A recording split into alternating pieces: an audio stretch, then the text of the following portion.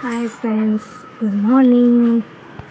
Climate செம்மையாக இருக்குது. நல்ல கூல், லைட்டாக பனித்தூரல் மாதிரி தூரல், சில்லுன்னு நல்லா இருக்குது. சில்லுன்னு ஆனோடனே தொண்டை கொஞ்சம் பிரேக் பண்ணுது. எவ்வளோ க்ரீன்ஸ் எவ்வளோ நல்லா இருக்குது பாருங்கள், சூப்பராக இருக்குல்ல.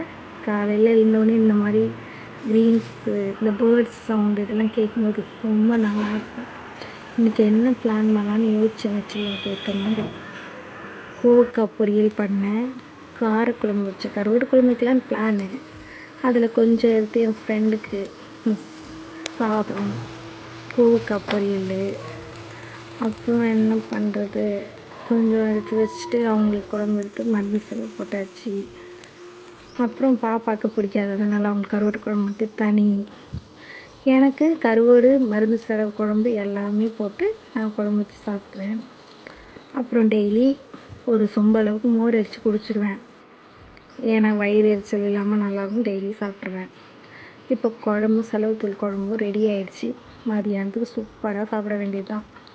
எக்கு தனியாக ஆம்லேட் போடலான்னு இருந்தேன், டைம் இல்லை. அதனால் எக்கை ரசம் கொஞ்சம் வச்சாச்சு. எக்கை அப்படியே கோவக்காயிலே போட்டேன்.